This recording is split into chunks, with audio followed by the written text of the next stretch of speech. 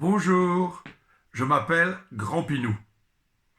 Grand Pinou parce que je suis un grand-père et que un petit garçon m'a toujours appelé Grand Pinou. C'est mignon. Mais je suis un grand-père qui fait beaucoup de voyages. Oui, c'est facile, tu me diras, de faire des voyages aujourd'hui.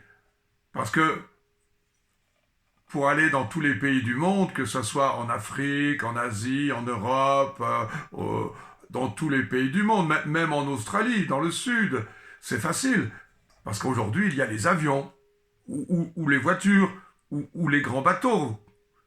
Mais, mais, mais, il y a des gens que j'ai rencontrés dans la Bible qui ont fait un voyage extraordinaire aussi. Moi aussi, je les connais parce que je lis la Bible dans l'évangile de Matthieu. Ces gens-là, c'était des savants.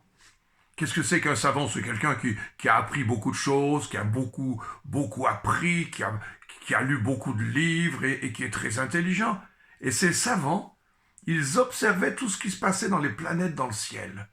Et tout d'un coup, un jour, ils ont découvert une lumière nouvelle.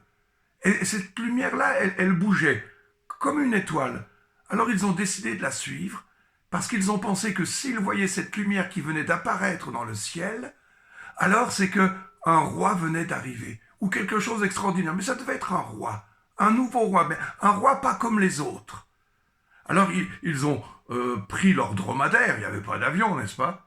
Ils ont pris leur dromadaire et ils ont commencé un long voyage. Et ils suivaient cette lumière dans le ciel qui se déplaçait. Et finalement, après plusieurs jours, c'était loin.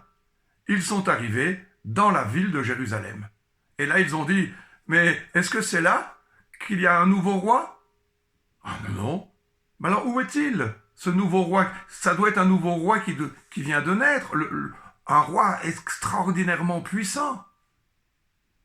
Les gens ont réfléchi, ils ont cherché, et certains ont trouvé.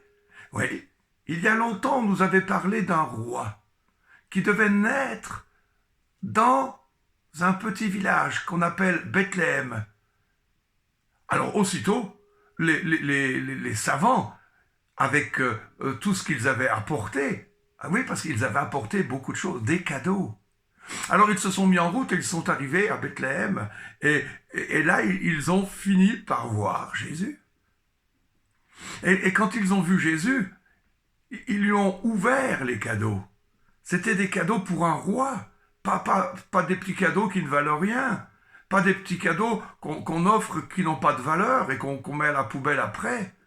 C'était de l'or, c'était de la myrrhe.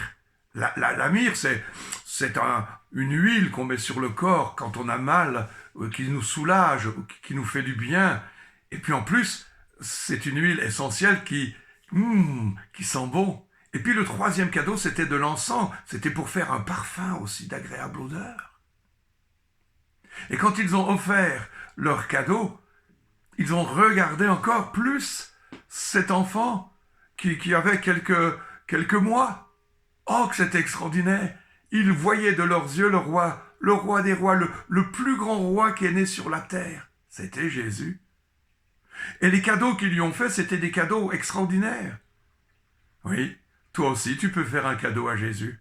C'est ton cœur. Tu peux offrir ton cœur à Jésus en disant « Jésus, je t'offre mon cœur. C'est-à-dire, je t'offre toute ma vie.